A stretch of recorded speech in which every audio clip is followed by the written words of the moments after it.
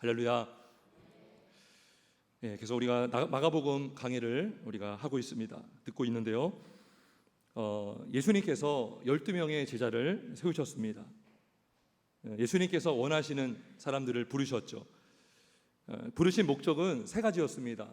자기와 함께 있게 하시고, 그리고 보내사 전도도 하게 하시고, 그리고 귀신을 내쫓는 권능을 갖게 하시기 위해서 제자를 부르셨습니다. 그러면 예수님께서 어떠한 기준을 가지고 부르셨을까요?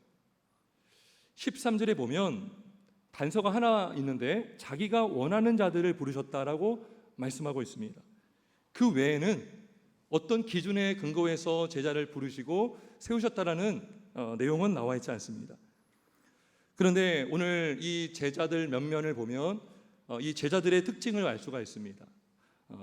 이 제자들의 이 한 사람 한 사람을 보면 예수님께서 부르신 그 제자들의 특징들을 우리가 알 수 있어요. 첫째는 이것입니다. 제자들은 다양한 사람들이었다는 것입니다. 다양한 사람들. 먼저 직업적으로 다양했어요. 성경에 보면 베드로와 안드레, 야고보와 요한은 둘이 형제지간입니다. 그런데 이들은 어부 출신이었습니다. 또 마태는 세리였고요. 오늘날로 말하면 세관 업무를 보는 사람이었습니다. 그리고 가나안인 시몬은 열심당원, 우리 일제강점기 때에 독립운동가들 아시죠? 그런 역할을 했던 사람이 바로 시몬이었어요. 이들의 직업은 다양했습니다. 다른 제자들의 직업은 나와 있지 않지만 최소한 세 가지 이상의 직업들이 각자에게 있었다는 것입니다. 그리고 이 제자들의 출신이 다양했습니다. 어떤 사람은 베세다 출신, 어떤 사람은 가나 출신, 또 어떤 사람은 가버나움 출신. 이 지역도요 되게 다양했어요. 또 무엇이 다양했냐면 성향들이 다양했습니다. 성향. 똑같은 성격이 하나도 없어요. 베드로는요 성격이 급하고 그리고 즉흥적인 사람이었습니다. 그러니까 말보다 행동이 앞서는 사람이었죠.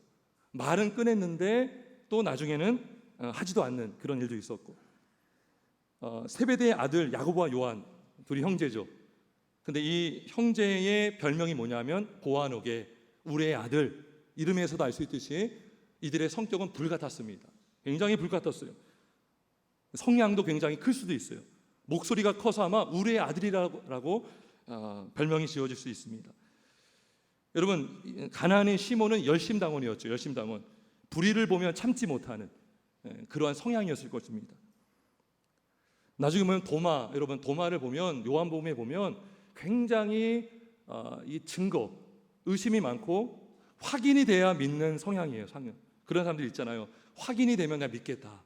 그죠? 과학을 되게 과학이 나쁜 것이 아니지만 과학적으로 증명된 것만 내가 믿겠다. 내가 눈으로 보지 않으면 믿지 않겠다. 이러한 사람이 바로 도마였습니다. 도마. 가룟 유다는 회계를 담당했습니다. 제자들의 회계를 업무를 맡았는데 아마 계산을 잘하는 사람이었을 것 같습니다. 다른 제자들의 성향은 잘 나오지 않지만 그것은 아마 좀 조용한 성향이 아니었을까 이런 생각도 해보게 되죠. 이렇듯 제자들은요 다 성향이 아주 다양했습니다. 또 어떤 제자는 많이 배우지 못한 제자들도 있어요. 어부 출신들이 많이 못 배웠겠죠. 하지만 세리였던 마태는 오늘날로 말하면 공무원 같은 사람이었죠. 공부를 많이 했을 것입니다. 또 이렇게 다양했어요. 직업도 다양하고 출신도 다양하고 성향도 다양했고 많이 배운 사람도 있었고 많이 배우지 못한 사람도 있었어요. 자, 놀라운 것은 이러한 제자들이 초대교회를 형성하는 데에 터가 되었다. 터. 말씀 뭘까요? 에베소 2장 20절에 보면 이런 말씀이 나옵니다. 너희는 사도들과 선지자들의 터 위에 세우심을 입은 자라 그래요. 그러니까 이 12제자들, 이 사도들은 초대교회가 세워지는데 기반이 되고 터가 되었어요. 터가. 자, 근데 이 제자들의 특징이 어떻다고 했죠? 다양하다고 했죠. 성향이 다양하고 은사가 다양하고 직업도 다양하고. 자, 뭘 말합니까? 교회가 다양할 수 있다는 거죠. 여러분, 교회 안에 여러 성도들이 있어요. 교회는 주님의 몸인데 그 교회는 성도들 한 지체들이 모여서 구성이 됩니다. 여러분, 우리 성도들 한 사람 한 사람이요 똑같은 사람이 있을까요? 성도 다르고 그리고 성이 같은데 성향이 다르고 또 여러분 고향도 다를 겁니다. 그리고 여러 가지 환경이 다를 겁니다. 달라요. 그래서 교회가 다양하고, 그리고 각 성도의 성향이 다르고, 성도가 가진 은사도도 다양하죠. 각자에게 은사가 있는데 그 은사가 다양합니다. 하지만 교회는 하나이죠. 왜 그렇죠? 교회는 한 몸이죠. 주님이 한 분밖에 없잖아요. 그래서 한 몸이기 때문에 한 몸 안에서 다양한 지체가 있기 때문에 구성원은 다양하다는 것입니다. 자, 그래서 고린도전서 12장 12절 한번 잡아보면, 자, 몸은 하나인데 많은 지체가 있고 몸의 지체가 많으나 한 몸인과 같이 그리스도도 그러하니라. 한 몸이지만 여럿이 있어요. 그죠? 두세 사람이 모이면 교회라고 말하죠. 근데 그 두세 사람조차도 같은 사람이 없습니다. 자, 12장 4절 7절에 보면 은사는 여러 가지나 성령은 같아요. 직분은 여러 가지나, 은사에 따라 직분이 다르죠. 근데 주는 같으며, 사역은 여러 가지나 모든 것을 모든 사람 가운데서 이루시는 하나님은 같으니 각 사람에게 성령을 나타내심은 유익하게 하려 하심이라. 여러분, 다 은사가 다르고 다 달라요. 다른 이유가 뭘까요? 내가 없는 것은요, 누구에게 있어요. 나에게 있는 것이 누구에게 없을 수 있죠. 그럼 뭐예요? 그 사람의 단점을 드러내고 깎아내리기 위해서 그 사람의 단점이 있는 것이 아니고, 나의 장점을 보충해서 상대방의 단점을 보완하기 위해서 은사를 주셨다는 것이죠. 이 말씀, 고린도전서 12장이 그 말씀을 하는 것입니다. 여러분, 우리는 보통 내 장점이 있으면 우쭐대기가 쉽습니다.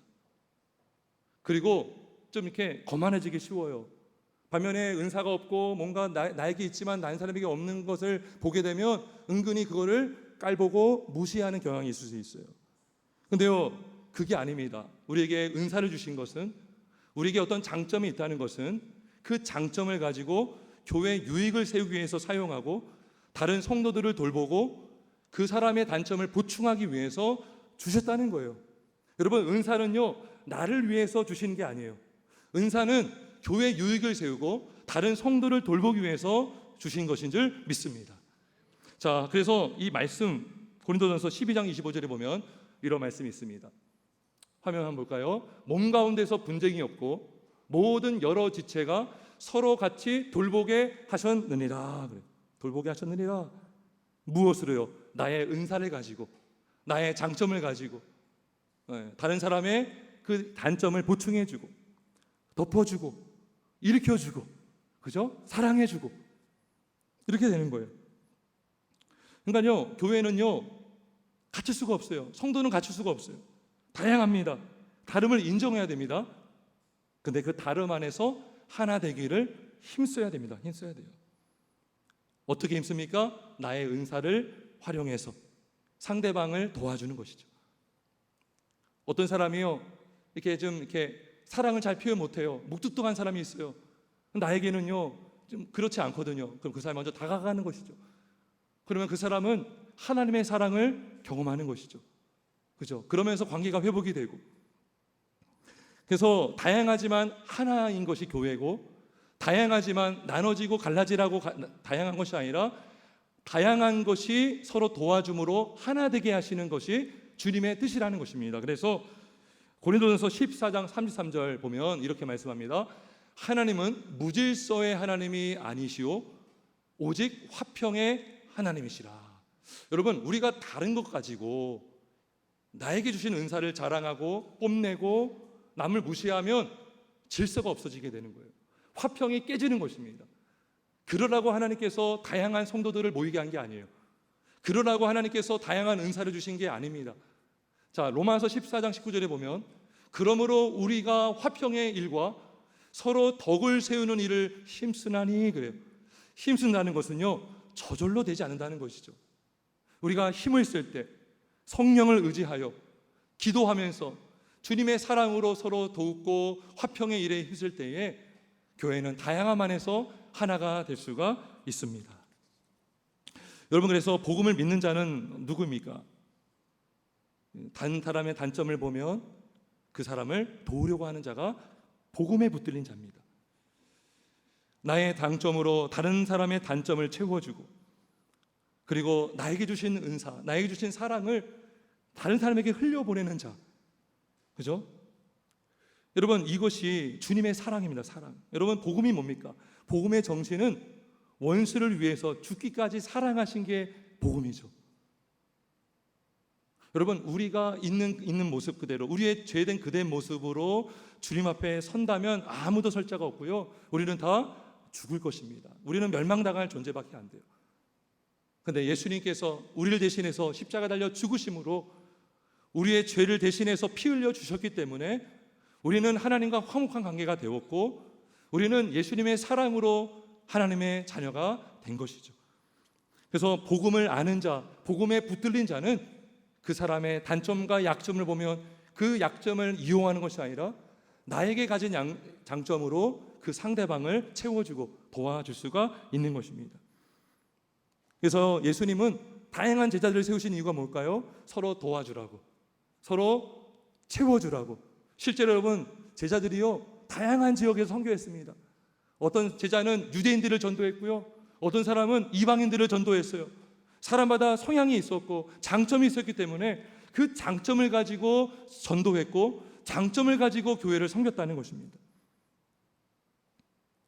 자, 오늘 제가 말씀을 보면서 참 흥미로운 것을 발견했어요. 뭐냐면 여기 마태가 세리죠, 세리. 여러분들, 가나안인 시몬은 열심당원입니다. 열심당원이 가장 싫어하는 사람이 누굴까요?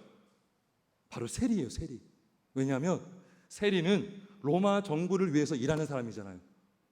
그러면 세리와 같은, 옛날로 말하면 친일파 같은, 그래서 로마 정부의 꼭두가시고 정부의 부역자다라는 낙인을 지켰어요, 세리들은. 그래서 열심당원의 주된 업무가 그들을 색출하는 거예요. 제거하는 일이라고요. 놀랍게도요, 시몬과 마태가 함께 제자 안에 있다는 것입니다. 여러분, 둘이 싸웠다는 얘기 하나도 없어요. 이게 바로 복음의 능력입니다. 복음의 능력이에요. 다양함을 통해서 오히려 주님의 주님을 여롭게 하고, 다양함을 통해서 교회를 더 교회되게 하시는 주님의 능력. 따라서 오늘날에도 마찬가지입니다.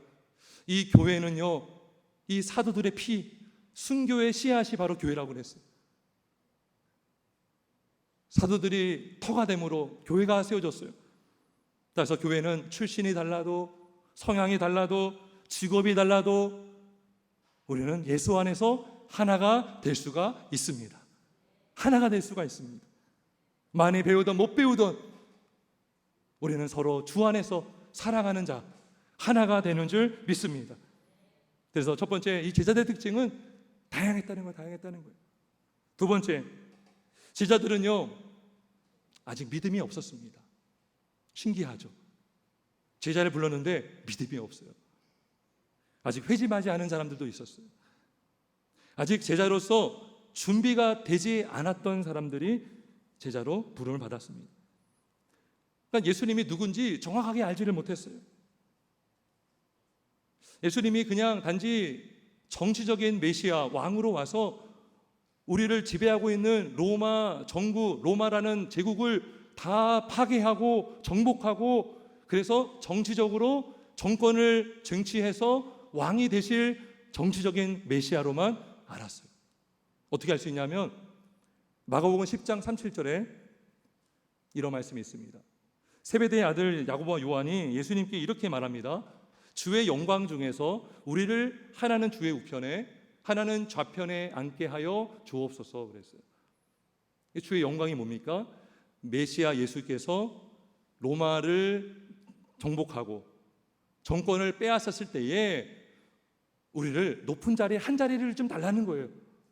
한 자리를 좀 앉게 달라는 거죠. 아직도 지금 예수가 누군지 몰라요. 왜 오셨는지 모르고요, 주님의 나라가 뭔지를 몰라요 지금. 여러분, 베드로도 보세요. 3번씩이나 예수를 부인했습니다. 도망갔습니다. 예수님께서 붙잡히시고 십자가 달렸을 때에 제자들은 다 도망가 버렸습니다. 도망갔어요. 심지어 가룟 유다는 십자가에 달리게 한 장본인이죠. 은삼십을 받고 유대인들에게 팔아 넘겼던 자가 가롯 유다이지 않습니까?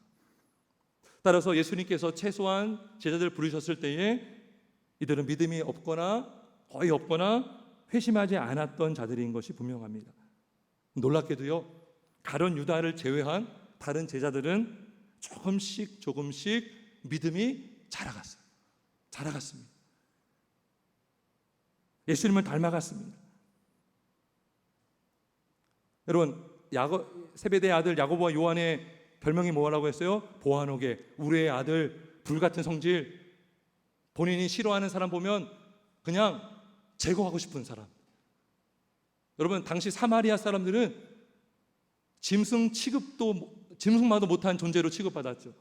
혼혈 민족이라고 해서. 이 야고보와 요한이 뭐라고 했냐면, 저들에게 불이 내려서 다 멸해 주십시오라고 했어요, 예수님께. 근데 그랬던 사람들이요, 사도행전 8장에 보니까 요한이 사마리아로 갑니다. 왜 갔을까요? 전도하러 갑니다. 이들이, 사도 요한이 예수님을 만나기 전에는 이 불같은 성질이었고 자기가 싫어하는 사람들 다 죽기를 바랬던 사람이 이제 원수와 같았던 사람인데, 지금 그 원수를 전도하고 구원하기 위해서 사마리아로 갔다는 것이죠. 변화가 된 거죠. 왜요? 예수님과 함께 했기 때문에. 예수님과 함께 하면서 예수님의 사랑을 보고 배우고 닮아간 거예요. 여러분, 누구와 늘 같이 하잖아요. 부부는 닮는다고 하잖아요. 닮아가요. 신기한 것은요, 얼굴도 닮아지더라고요. 점점 그게 신기해요. 마음은 닮아진다는 건 알겠는데 진짜요, 눈도 닮아지고요. 왜요? 늘 같이 하니까. 제자들이 예수님이 불렀던 이유가 뭐예요? 자기와 함께 하시고, 함께 하니까 예수님을 닮아가는 것이죠. 사랑의 사도가 돼요. 이 요한이요, 불같은 요한이 사랑의 사도가 됩니다. 요한일서를 보세요. 사랑. 뿐만 아닙니다. 이들이 어떻게 변화되냐면 성령을 받고 주의 복음을 증거하는 전도자가 되는 것입니다. 만민에게 복음을 증거하고 많은 사람들에게 복음을 증거하는 자가 되었어요. 여러분, 베드로가요, 얼마나 다혈질, 즉흥적, 말만 앞서고, 근데 성령의 불을 받고 유대인들 앞에서 설교했어요. 유대인들이 어떤 사람들입니까? 예수님을 죽였던 자들이죠. 자기도 유대인들 앞에 예수님의 제자라고 알려지면 그냥 끌려가는 거예요. 근데 진짜 베드로가요, 성령을 받으니까요, 두려움이 싹 사라지고 그들 앞에서 복음을 증거하고 3,000명이 회심하고 세례를 받았습니다. 그리고 많은 제자들이요, 다 순교를 당했어요. 거의 다 순교를 당했습니다. 성경에 순교당한 제자는 딱 한 사람 나와요. 세베대의 아들 야고보, 요한의 형제죠. 사도 요한의 형제. 이 야고보는 헤롯 아그리빠 왕에 의해서 칼에 목베임을 당해서 순교를 당하고요. 나머지 제자들은 어떻게 순교당했는지 성경에는 안 나옵니다. 근데요, 1세기 역사 문헌이나 전승에 의하면 대부분의 제자들은 순교를 당했습니다. 베드로는요, 네로 황제의 그 황제가 재임할 때에 붙잡혀서 십자가 달려 죽었는데 거꾸로 매달려 죽었습니다. 제가 듣기로는요, 나는 예수님과 같이 죽을 수 없습니다. 내가 감히 예수님처럼 죽을 수 없습니다. 그래서 거꾸로 달렸다는 이야기가 있습니다. 베드로 형제 안드레, 두 형제죠. 안드레, 베드로. 근데 안드레는 그리스에서 역시 십자가에 달렸는데 X자 십자가, 완전히 사지가 다 이렇게 찢겨지면서 죽임을 당했습니다. 빌립은 오늘날 테퀴 지역에서 돌에 맞아 순교했고요. 세리주시 마태는 에티오피아에서 민을창에 찔려 죽인다. 민을창은요, 그 도끼와 창과 바늘이 다 같이 모여 있는 거예요. 굉장히 잔인한 도구입니다. 거기에 찔려서 순교를 당했다고 합니다. 그리고 시몬, 열심당원이었던 그 시몬은 십자가청을 오늘날 영국에서 또는 페르시아라는 그 나라에서 톱으로 이렇게 죽임을 당했다고 합니다.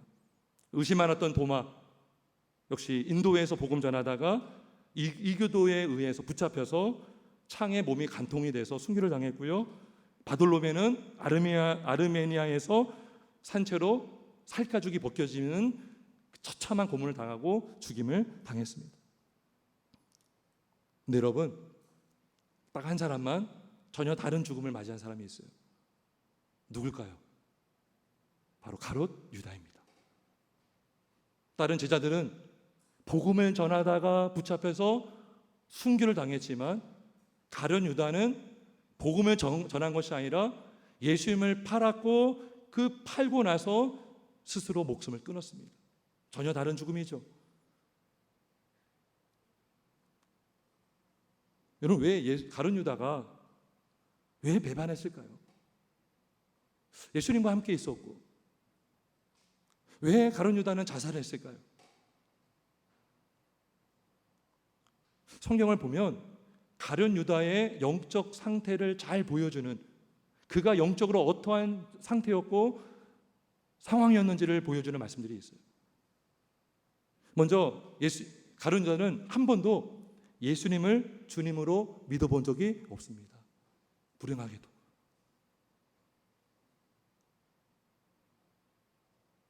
여러분, 가룟 유다가요, 예수님 부를 때 한 번도 주님이라고 불러온 적이 없어요. 한 번도. 주님. 여러분, 베드로도 신앙 고백했죠. 주는 그리스도시요 살아계신 하나님의 아들이십니다.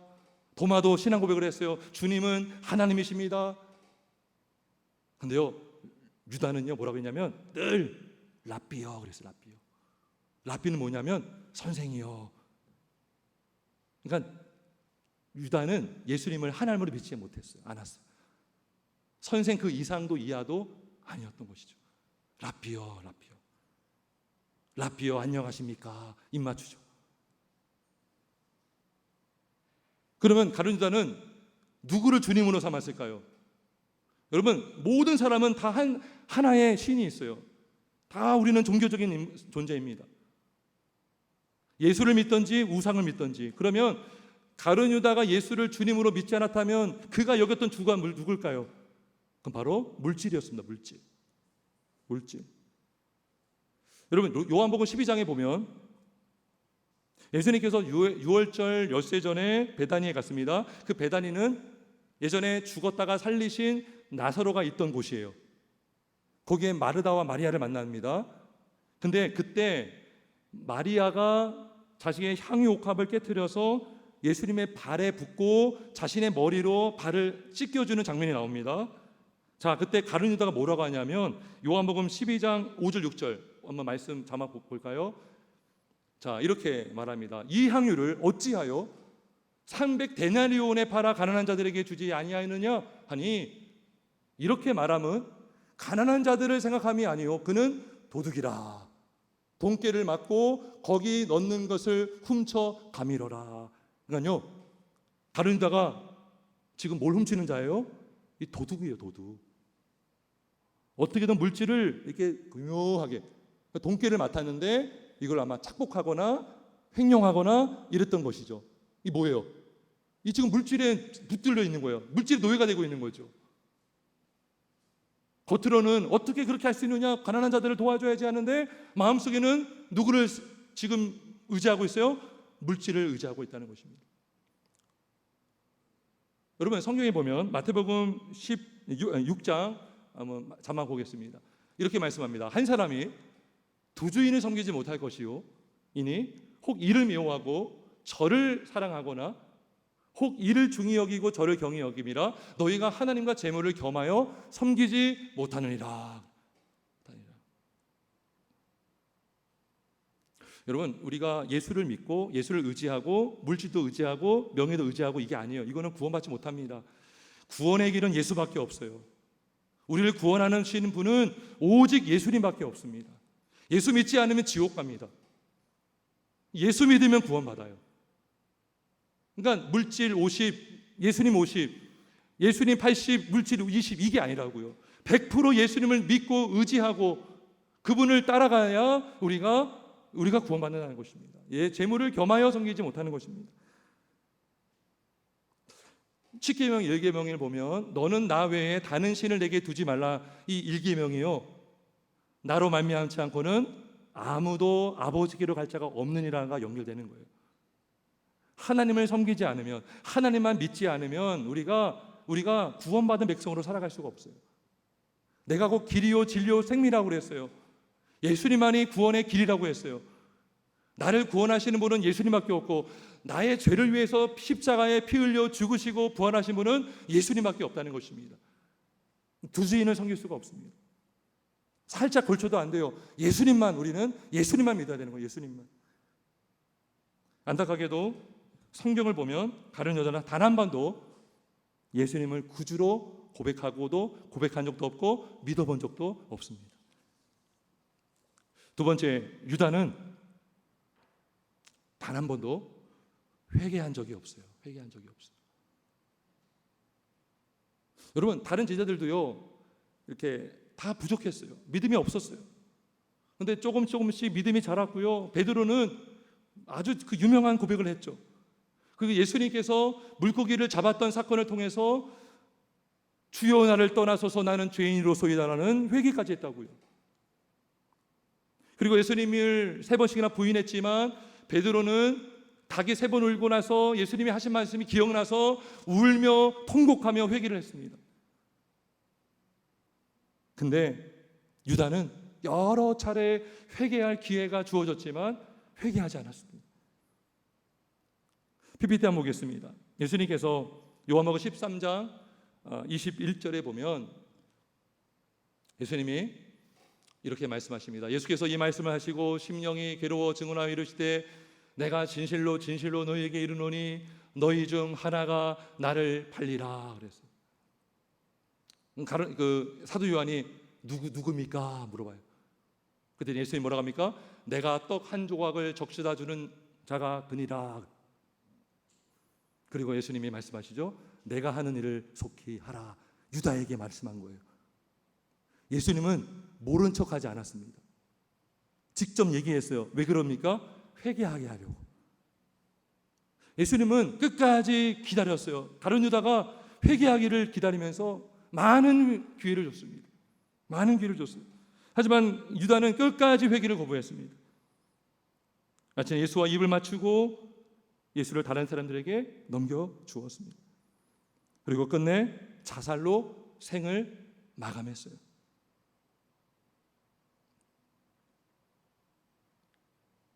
우리가 여기서 알 수 있는 게 하나 있습니다. 성도 여러분, 직분이 구원을 보장하지 않습니다. 여러분, 가룟 유다가요 누구였다고요? 사도. 어느 본문에는 12제자, 어디에는 12사도. 사도면 좀 대단하잖아요. 가룟 유다는 사도였어요. 근데 그는 예수를 믿지도 않았고 한 번도 회개하지 않았다는 거예요. 직분이 구원을 보장하지 않습니다.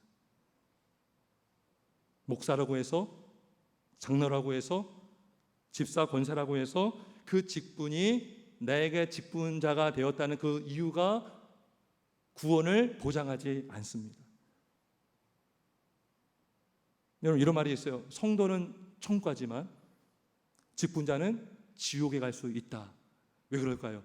직분자가 거듭나지 않은 사람이 직분을 받으면 그 사람은 믿지 않고 살다가 지옥에 가는 것입니다.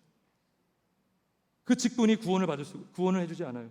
오직 구원은 예수를 믿음으로만, 예수님의 은혜로 믿음을 통하여만 받을 수 있습니다. 그래서 여러분, 고린도후서 13장 5절에 이런 말씀이 있습니다. 다음이요. 한 번 더 넘겨주세요. 너희는 믿음 안에 있는가? 너희 자신을 시험하고 너희 자신을 확증하라 그래요. 믿음 안에 있는가? 예수를 믿는 믿음 안에 있는가? 너희 자신을 시험하고 너희 자신을 확증하라. 어떻게 시험해요? 어떻게 확인해요? 내가 나로부터 열매가 맺어지고 있는가? 그죠? 우리는 가지입니다. 가지가 나무에 붙어 있으면 열매를 맺는다고 그랬어요. 너희가 나를 떠나서는 아무것도 할 수 없다 그랬어요. 아무 열매를 맺을 수 없다라는 것이죠. 열매가 맺어지고 있는가? 또 하나는 내가 하나님을 경외하고 있는가? 다른 유다는요, 예수님을 두려워하지 않았어요. 예수님이 단도직입적으로 가서 이 일을 하라. 근데요, 꿈쩍도 안 했어요. 예수님을 무시해버렸어요. 하지만 믿는 자는요, 주님을 경외합니다. 주님을 두려워할 줄 압니다.